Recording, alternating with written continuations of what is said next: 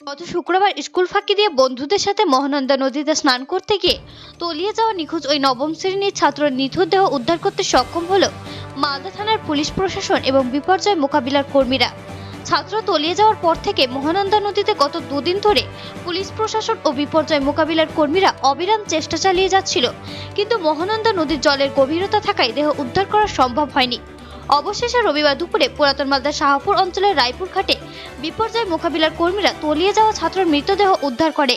ছাত্রদেহ উদ্ধারের ঘটনা চাউর হতে মহানন্দা নদীর ঘাটের পাড়ে প্রচুর ভিড় জমায় ইংলিশ বাজার এবং পুরাতন মালদার বাসিন্দারা। প্রসঙ্গত উল্লেখ্য, গত শুক্রবার ইংরেজ বাজার শহরের 22 নম্বর ওয়ার্ডের সুকান্তপল্লী এলাকার তন্ময় রয় বয়স 15 বছর বাড়িতে স্কুল নাম করে বন্ধুদের সাথে মহানন্দা নদীতে স্নান করতে আসে এবং স্নান করতে গিয়ে ওই ছাত্র তলিয়ে যায়। পরবর্তীতে বন্ধুদের মাধ্যমে খবর চায় তন্ময় নদীতে স্নান করতে গিয়ে তলিয়ে গেছে।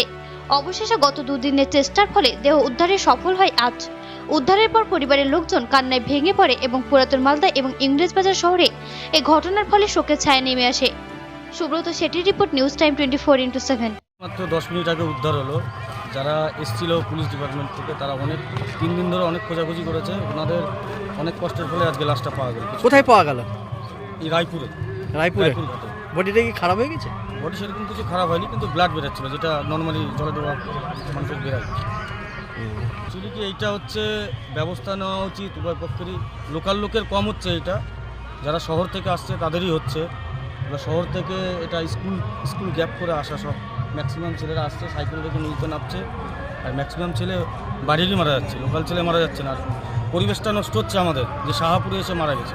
ঠিক আছে, এইটা অবশ্যই বাড়ির গার্জেনকে অবশ্যই খেয়াল রাখা উচিত। ছেলেকে স্কুল পাঠিয়ে দিয়ে দেখা উচিত যে ছেলে কোথায় গেল, সেই খোঁজটা নিচ্ছে না দেখে আজকে এই ঘটনাগুলো ঘটছে। ওটা ওনারা মানে অসম্ভব ভালো কাজ করেছেন এবং ওনারা যথেষ্ট গত 3 দিন ধরে ওনারা যথেষ্ট করেছেন, করে আজকে ওনারা উদ্ধার করলেন লাশটা। আপনার নাম? সুখদেব হালদার। হ্যাঁ, তারপরে কি? আমরা এখানে 3 দিন ধরে সার্চ করে যাচ্ছি। আমরা এবার এখানে সার্চ করছি, তো বডি ভেসে চলে গেছে।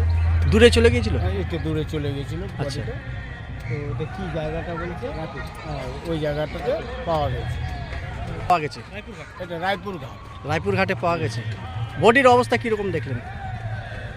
এটা অনেক যা দেখলাম যে একটু হয়েছে, ডিসপোজাল হয়ে গেছে, একটু হয়েছে, কোমরে মানে ডুবে মারা গেছে না? আপনার নাম? আমার নাম সুব্রত দাস। কি পরিচয় আপনার? আমি ASI Subrata Das, disaster management. Digital management.